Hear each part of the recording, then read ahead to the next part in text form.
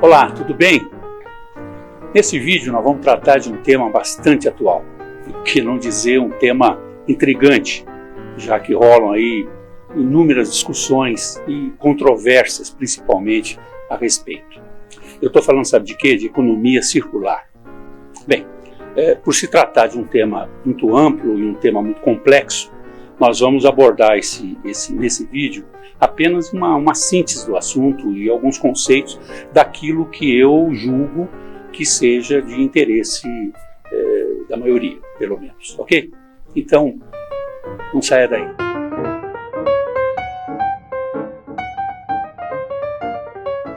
A expressão economia circular, ela foi cunhada por volta de 1980, no final dos anos 80, 1989, com a citação desse termo num artigo publicado por dois economistas ingleses, o David Percy, que é já falecido em 2002, e o Robert Turner, que é um ambientalista, escritor. E nesse artigo, os dois escritores, os dois autores, eles conceituam a economia circular, né? Eles conceituaram a economia circular pela primeira vez na mídia, né? Pelo que se sabe, e também essa economia circular que eles citam também com outro nome como economia sustentável. Tá? Conceitualmente, eles conceituaram isso como sendo um novo olhar para os processos organizacionais, os processos de produção, e para os negócios de uma maneira geral, de forma a tornar, isso é um detalhe importante que eles colocaram, de forma a tornar os ciclos produtivos em ciclos virtuosos e sustentáveis. Ou seja, não basta apenas produzir, nós temos que pensar na sustentabilidade. Bom, eles ressaltaram que o mundo que nós vivemos hoje, ele vive o que nós conhecemos como economia linear, ou também conhecida como economia industrial, né, e que se baseia numa cadeia produtiva que consiste basicamente em 4 etapas. A primeira etapa de extração, que é na verdade a fonte de matérias-primas e de captação de insumos. A segunda é a produção, que é a transformação desses insumos em produtos, em bens. A terceira etapa é o consumo, que aí é a utilização desses produtos já manufaturados, né, pela sociedade. E, finalmente, a parte do descarte, não é? Onde o produto é transformado em sucata ou em lixo, ou, em função do seu obsoletismo, né, ele vai parar em alguma gaveta. Por exemplo, no caso de telefones celulares obsoletos, né? Aliás, quem que está me assistindo que não tem algum aparelho eletrônico antigo esquecido numa gaveta? Uma pesquisa muito curiosa mostrou que cerca de 60% dos ingleses têm algum equipamento eletrônico guardado em suas gavetas. Um traço cultural, provavelmente, né? No caso dos celulares obsoletos, isso merece uma reflexão. Nós estamos falando de cerca de 5 bilhões de aparelhos celulares descartados só em 2022, conforme dados de uma associação internacional especializada em gestão de resíduos eletrônicos, que é a W3Z Forum, né?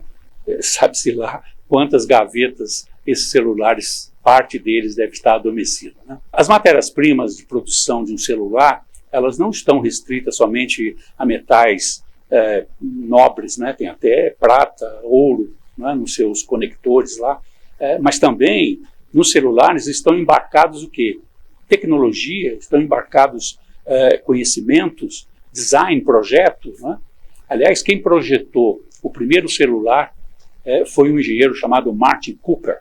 Ele é ex-empregado da Motorola no início dos anos 70, e ele projetou o celular com uma visão eminentemente linear, não é? Uma economia linear. Ou seja, ele não deve ter se preocupado com o destino daqueles aparelhos depois do ciclo de vida útil, né? Então essa é a visão chamada de economia linear, né? A questão principal, isso no meu modo de ver, está no design, ou seja, está na concepção, não é? A concepção do produto. É nesse momento que o conceito da economia circular entra em cena. E a pergunta é muito simples. Na hora de projetar um determinado bem, um produto, qual será o destino desse produto no final do seu ciclo, ou mesmo quando ele alcançar a obsolescência. Então, essa é a pergunta que está coligada à economia circular. Isso é o que nós chamamos de visão circular. Aliás, só para vocês terem uma ideia, o mundo produtivo hoje ele é apenas 9% circular. Pouco, não? Isso aí.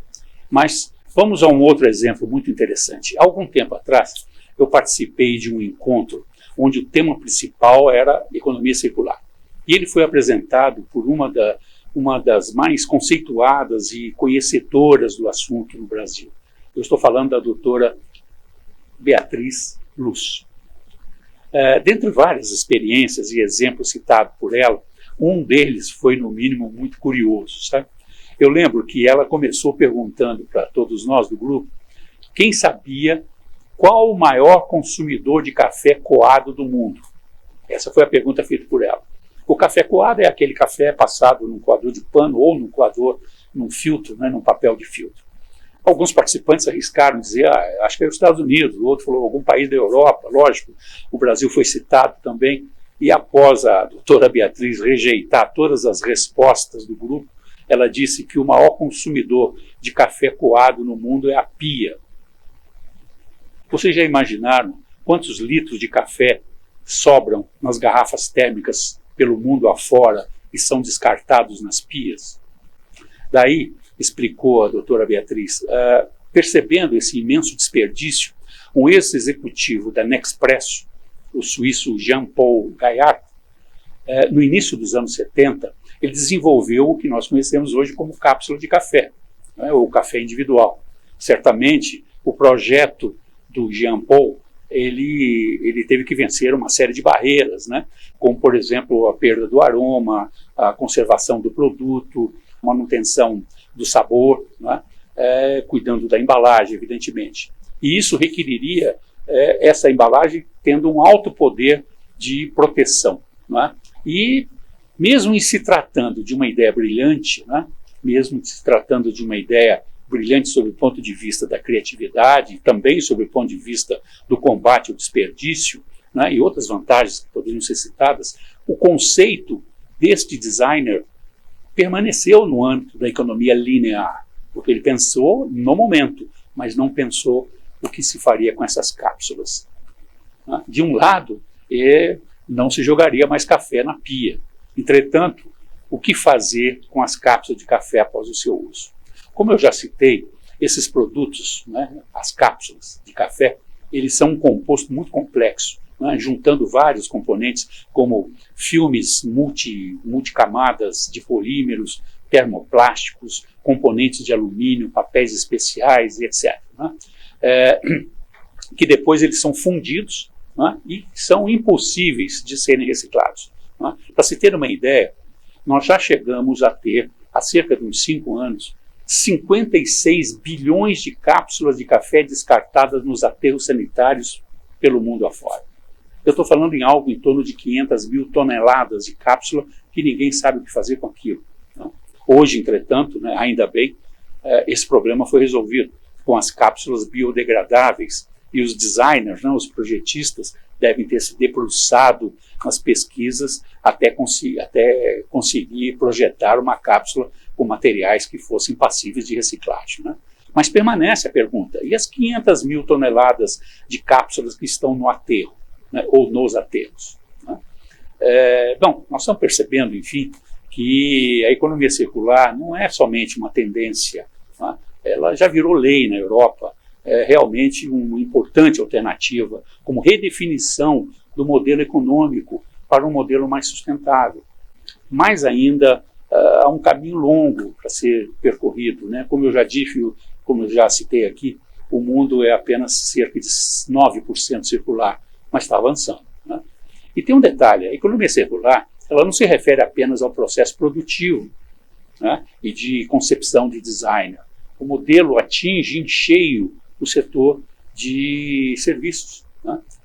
Não se trata somente de uma ação ecológica ou ambiental, mas sim uma mudança de mindset, ou seja, uma nova forma de pensar a economia. Nós precisamos ser mais usuários e menos proprietários. A resposta está, por exemplo, nas bicicletas, nos carros por aplicativo e também na locação de equipamentos, por exemplo. Você não precisa ser proprietário desses equipamentos. Você, por exemplo, que tem uma máquina daquela furadeira com a caixa de brocas guardada na sua casa, eu te pergunto, salvo algumas exceções, quantas vezes esse equipamento foi usado nos últimos 12 meses? Será que não seria mais vantajoso você locar esse equipamento quando você precisasse? É apenas uma reflexão, não é? E um exemplo mais recente é o caso de uma grande multinacional do setor de produção de lâmpadas, que está repensando o negócio no conceito da economia circular. E ao invés de vender lâmpadas, ela pretende comercializar serviços de iluminação. Aliás, como diz um ditado, nós não estamos mais vivenciando uma era de mudanças. Nós estamos vivenciando uma mudança de era. E é isso aí.